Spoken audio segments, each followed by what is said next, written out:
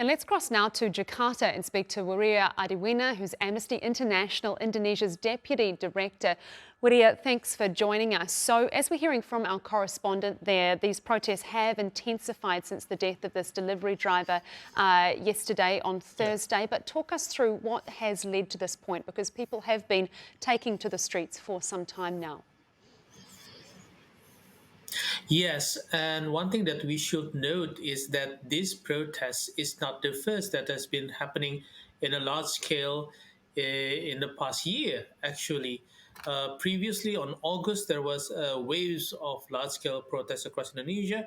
There was another wave of protests in May, and there was even bigger waves in the end of last year, around 2024.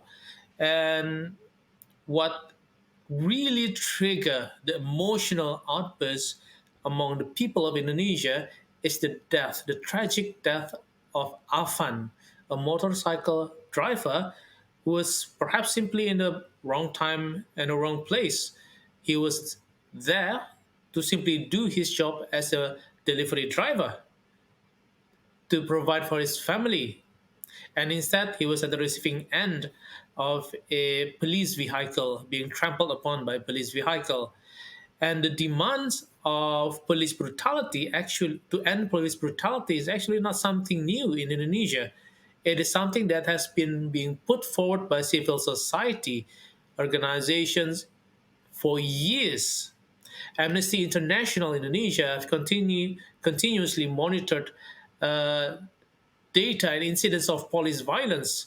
Uh, and we saw that years after years after years, from 2020 to 2022 to 2024, now 2025, peaceful expression of protest across the country continues to be met with unnecessary and excessive use of police force.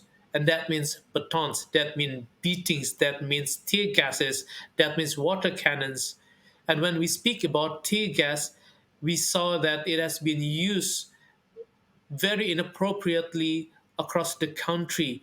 We've seen about how tear gas has created a large scale tragedy in Malang in 2022, where 135 people were dead.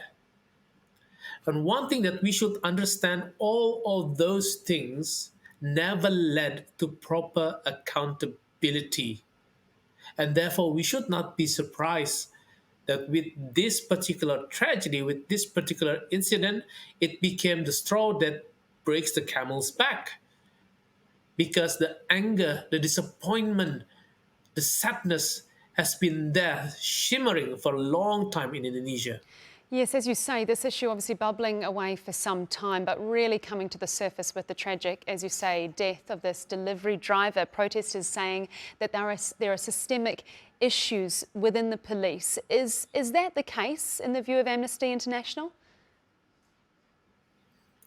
Definitely, what we are looking at, if years and years of neglects, if years and years of opportunities to improve the way that the police are handling peaceful expressions of protest never came into anything, well, we can only assume that there is no goodwill among the police to actually do something to address this situation.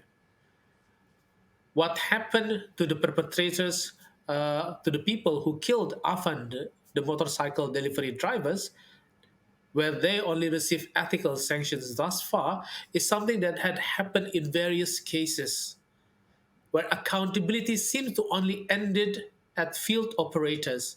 It never seemed to go all the way to the top, to the command level.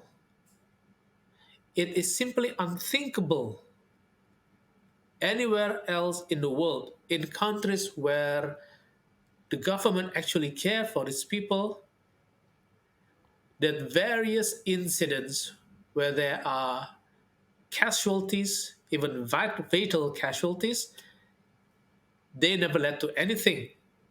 No one at the command level had resigned for years.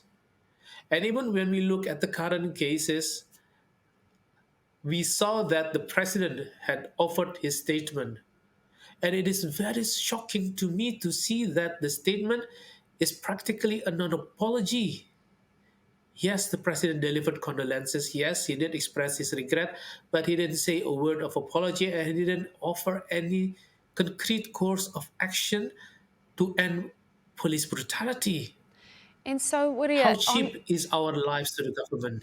sorry to interrupt you there. I want to pick up on your point there. There's some apology, which you say was a bit of a non-apology from the president, and also, as you say, penalties for the officers in the field, but no one higher up as yet. I mean, protesters are still very angry, and so what do you think needs to happen at this point to prevent things from devolving into total chaos? Well, they should have done what they should have done years ago. Bring accountability to table and police impunity.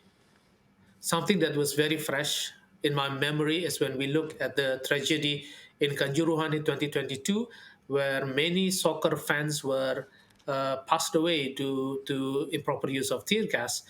During that period of time, the one that was put at fault by the government are not the police.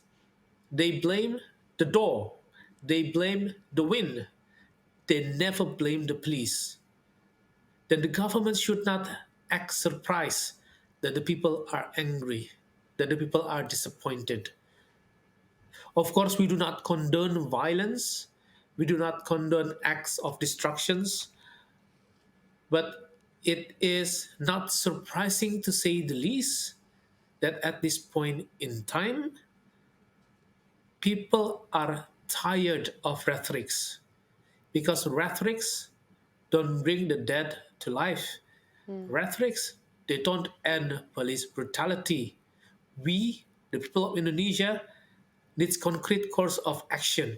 So tell us what is the president prepared to do to ensure that the police will respect human rights once more. Wirya Adiwena, Amnesty International, Indonesia's Deputy Director, thank you so much for your time here on TRT World.